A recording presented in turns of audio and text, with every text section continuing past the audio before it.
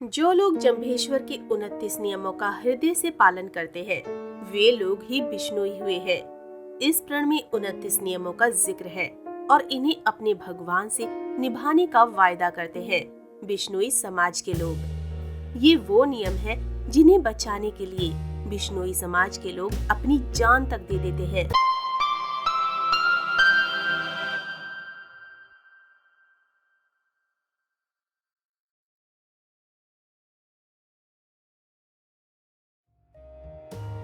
आपने कभी ये सोचा है कि एक माँ जिसने अपने बच्चे को अपने सीने का खून पिलाकर बड़ा किया हो और किसी आउटसाइडर ने एकमात्र खुद के मनोरंजन और शो ऑफ करने के लिए उसी के बच्चे का शिकार कर लिया हो, तो उस माँ पर क्या बीतेगी।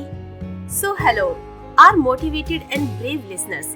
बिश्नोई नाम आजकल बहुत ट्रेंड में है, तो आपको क्या लगता है, क्या वाकई सलमान खान ने इतना बड़ा गुनाह किया है जिसकी सजा सिर्फ मौत है। सलमान खान ने सिर्फ एक जानवर मतलब एक काले हिरण का शिकार ही तो किया है।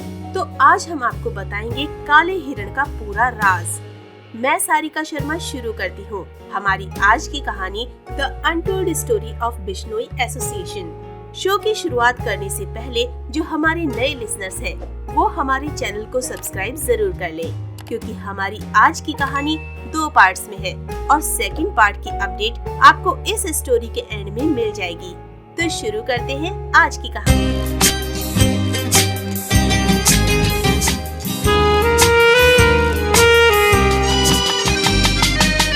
राजस्थान की स्थानीय भाषा में लिखी ये कहावत एक प्रण है। इसका हिंदी में अर्थ है, जो लोग जम्भेश्वर के 29 नियमों का हृदय से पालन करते हैं, वे लोग ही बिश्नोई हुए हैं। इस प्रण में 29 नियमों का जिक्र है और इन्हें अपने भगवान से निभाने का वायदा करते हैं बिश्नोई समाज के लोग। ये वो नियम है जिन्हें बचाने के लिए बिश्नोई समाज के लोग अपनी जान तक दे देते हैं। जैसे 1730 में सगी बहनों कर्मा और गौरा, 1947 में चिमना राम और प्रताप राम, 1963 में भिया राम ने दी। आपके मन में सवाल अभी भी होगा कि आखिर कौन होते हैं बिश्नोई। चलिए इसे जानने से पहले चलते हैं 14वीं और 15वीं शताब्दी की ओर।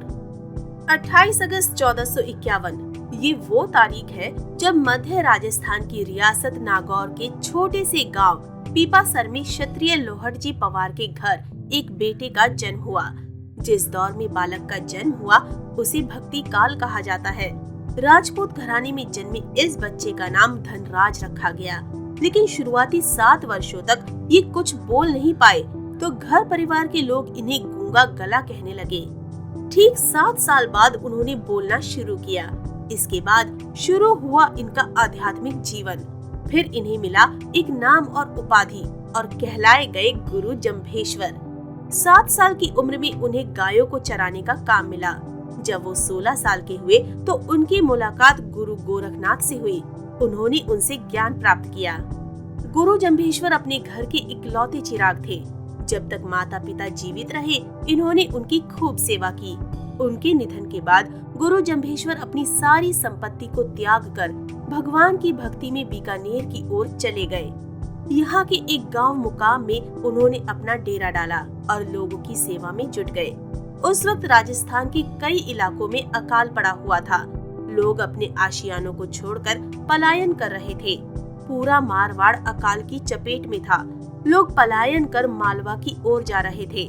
तब गुरु जम्भेश्वर ने उनको रोका और अनाज पैसों से उनकी मदद की। इस दौरान वो धर्म के नाम पर फैले पाखंड से लोगों को बचने का उपदेश देते। उन्होंने धार्मिक पाखंडों और कर्मकांडों का जमकर विरोध किया। गुरु जम्भेश्वर के विचारों से लोग प्रभावित होकर उनसे जुड़ने लगे। साल 1485 में उन्होंने 34 साल की उम्र में गांव मुकाम के एक बड़े रेत के टीले पर हवन किया।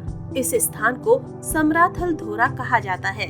इसी विशाल हवन के दौरान कलश की स्थापना कर एक पंथ की शुरुआत की गई, जिसे नाम दिया गया बिश्नोई। सबसे पहले इस पंथ में शामिल होने वाले शख्स गुरु जम्भेश्वर के चाचा पुलहोजी थे। गुरु जम्भेश्वर ने बिश्नोई पंथ में शामिल होने वाले लोगों के लिए 29 नियम बनाए। इस पार्ट में बस इतना ही। सेकंड पार्ट में हम आपको बताएंगे कि आखिर क्यों एक काले हिरण को लेकर लॉरेंस बिश्नोई सलमान खान की जान के पीछे पड़ा है। तो सेकंड पार्ट देखने के लिए अभी हमारा चैनल सब्सक्राइब जरूर कर लें और हमारा सेकंड पार्ट 30 अक्टूबर को रिलीज होगा। तब तक अच्छे काम करते रहें और जिंदगी में हमेशा आगे बढ़ते रहिए। जय हिंद, जय महाराष्ट्र।